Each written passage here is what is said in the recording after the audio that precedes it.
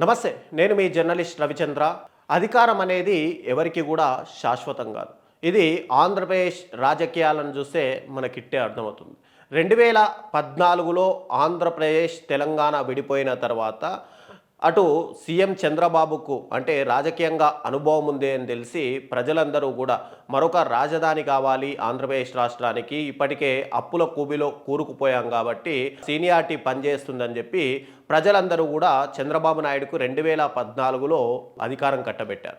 దాన్ని పూర్తిగా సద్వినియోగం చేసుకోలేకపోయినటువంటి చంద్రబాబు అమరావతి ఏకైక రాజధాని అంటూ కొన్ని లక్షల కోట్ల రూపాయలు దానిపైన ఖర్చు పెట్టడం కానీ, తర్వాత రాష్ట్రంలో ఎలాంటి అభివృద్ధి జరగకపోవడంతో 2019 ఎన్నికల్లో జగన్మోహన్ రెడ్డి గారి పాదయాత్ర చేయడం, మరోవైపు ప్రజల్ని కలవడం, నవరత్నాలు అనే ఒక పథకాల్ని సృష్టించడం, ఆ పథకాలన్నీ కూడా ప్రజలకు నచ్చడంతో ఒకే ఒక్క ఛాన్స్ అని చెప్పినటువంటి జగన్మోహన్ రెడ్డి గారికి 2019 ఎన్నికల్లో ఆంధ్ర ప్రజలందరూ కూడా పట్టం కట్టారు.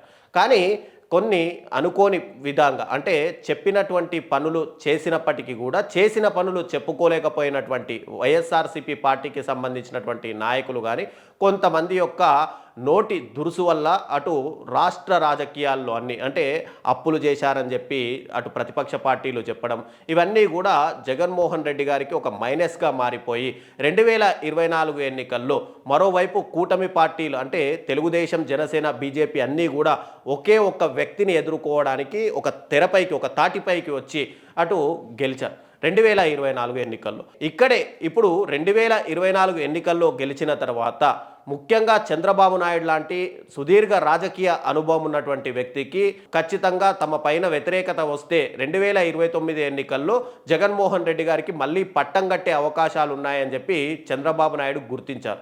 ఎందుకంటే రీసెంట్గా జరిగినటువంటి కలెక్టర్ల సదస్సులో సమీక్షలో కూడా ఆయన మాట్లాడుతూ మనం ప్రజలకు ఎంతో సేవ చేస్తున్నాం, ప్రజలకు ఇచ్చినటువంటి హామీలు నెరవేరుస్తున్నాం, కానీ ఎక్కడో తేడా కొడుతుంది అని చెప్పి చంద్రబాబు నాయుడు లాంటి వ్యక్తి చెప్పాడు అంటే ఖచ్చితంగా ఆంధ్రప్రదేశ్ ప్రజలందరూ కూడా కూటమి ప్రభుత్వం పైన వ్యతిరేకత ఉన్నట్టుగా తెలుస్తుంది. అయితే ఇక్కడ అధికారమే శాశ్వతం అనుకుంటున్నటువంటి ఇద్దరు నాయకులు పవన్ కళ్యాణ్ కానీ మంత్రి నారా లోకేష్ కానీ ఇద్దరిలో మాత్రం ఎలాంటి మార్పు కనిపించట్లేదని చెప్పుకోవాలి.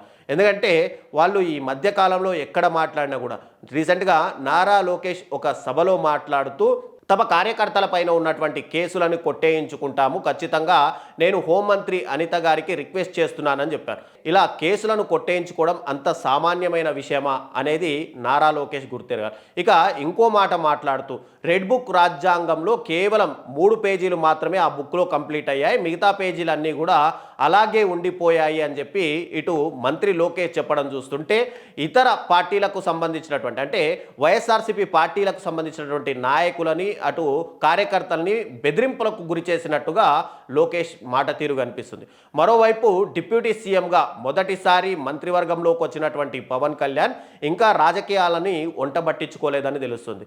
ఆయన కూడా పదే పదే అటు బహిరంగ సభల్లో మాట్లాడుతూ నా కొడుకుల్లారా నేను గూండాలకి భయపడను, లేదంటే మీ అందరి అంతు చూస్తాను అని చెప్పి ఆయన మాట్లాడుతున్నారు. ఇక్కడ పవన్ కళ్యాణ్ లాంటి వ్యక్తి ఒక డిప్యూటీ సీఎం లాగా ఉన్నటువంటి వ్యక్తి ఇప్పటికీ ఆయన అధికారం శాశ్వతం కాదు అనే విషయాన్ని ఎందుకు అక్కడ గుర్తించుకోవట్లేదు అనేది ఇక్కడ మెయిన్ ప్రశ్నగా మిగులుతుంది.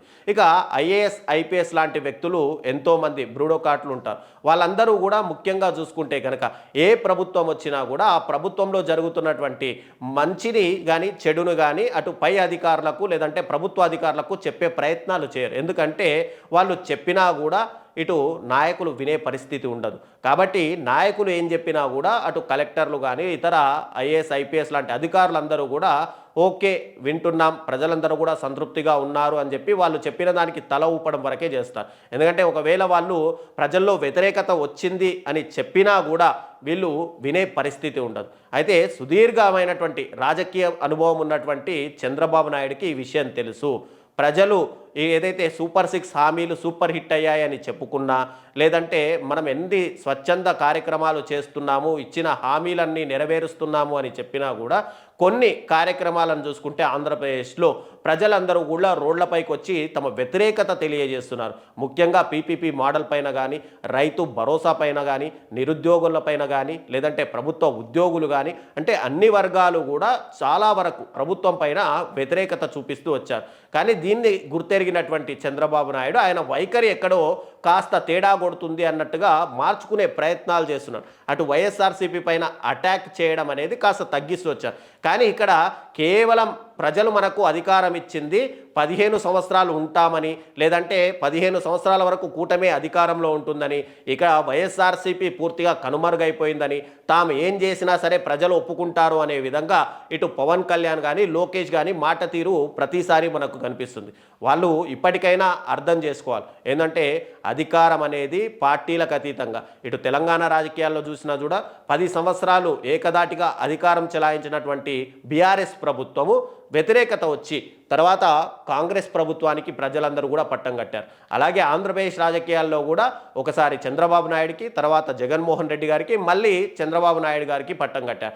ఇప్పుడు 2029 ఎన్నికల లోపు అటు ఖచ్చితంగా ప్రభుత్వం పైన ఒక వ్యతిరేకత వస్తుంది అని చెప్పి ప్రతి వాళ్ళు భావిస్తూనే ఉన్నారు. దానికి సీనియర్లు యనమల రామకృష్ణుడు కానీ, అచ్చెన్నాయుడు కానీ వీళ్ళందరూ మాట్లాడే విధానం మనం చూసుకుంటే గనక ప్రభుత్వం పైన వ్యతిరేకత ఉంది, దీన్ని మనం గనక ఇలాగే కొనసాగిస్తే 2029 ఎన్నికల్లో మన ఓటమి ఖాయమని వాళ్ళే చెప్తున్నారు. అంటే ఇక్కడ ప్రభుత్వ వ్యతిరేకత ఎంతగా వచ్చింది అనేది మనం అర్థం చేసుకోవాలి. ఇప్పటికైనా ఒక్కసారి మంత్రివర్గంలోకి వచ్చారు అటు పవన్ కళ్యాణ్ కానీ, నారా లోకేష్ కానీ, వాళ్ళలో కనుక మార్పు రాకపోతే ప్రజలు 2029లో మళ్ళీ అధికారం వైఎస్ఆర్సీపీకి కట్టబెట్టడం ఖాయంగా కనిపిస్తుంది. ఇటు డిజిటల్ బుక్ అని చెప్పి మీరు ఏదైతే రెడ్ బుక్ అన్నారో వాళ్ళు డిజిటల్ బుక్ తెస్తే రాష్ట్ర రాజకీయాల్లో కక్షాపూరిత రాజకీయాలే ఉంటాయి కానీ సుపరిపాలన ఎక్కడా ఉండదు అనేది గుర్తెరగాలి. ఇప్పటైనా మీ వైఖరిలో మార్పు వస్తే, ఎప్పుడు కానీ జగన్మోహన్ రెడ్డి గారు పర్సనల్ అటాక్ ఎప్పుడూ చేస్తూ రాలేదు. ఆయన కేవలం ప్రభుత్వం యొక్క వ్యతిరేకతను మాత్రమే చూపిస్తూ వచ్చారు. ప్రభుత్వం ఇచ్చినటువంటి ఏవైతే మేనిఫెస్టో ఉందో దాంట్లో ఏవి అమలు కావట్లేదు ఆయన ప్రతిసారి మీడియా సమావేశంలో విత్ ప్రూఫ్ తోటి చెప్తూ వస్తున్నారు. అయినప్పటికీ కూడా మీలో మార్పు కనిపించకపోతే 2029 ఎన్నికల్లో మళ్ళీ వైఎస్ఆర్సీపీ రావడం ఖాయం, జగన్మోహన్ రెడ్డి గారు మళ్ళీ ముఖ్యమంత్రిగా పదవి స్వీకరించడం ఖాయంగా కనిపిస్తుంది. కాబట్టి పవన్ కళ్యాణ్, లోకేష్ ఇప్పటికైనా తమ యొక్క శాఖల పైన పూర్తిగా అవగాహన తెచ్చుకొని తమ శాఖల్లో ఎలాంటి లోటుపాట్లు ఉన్నాయో ప్రజలకు ఏం చేయగలమో గుర్తెరిగితే ప్రజలందరూ కూడా హర్షిస్తారు. మీరు అన్నట్టుగా మరో 15 సంవత్సరాలు కాదు 50 సంవత్సరాలు మీరు సేవ చేస్తే ప్రజలు మీకు కట్టబెట్టే అవకాశాలు ఉన్నాయి అధికారం.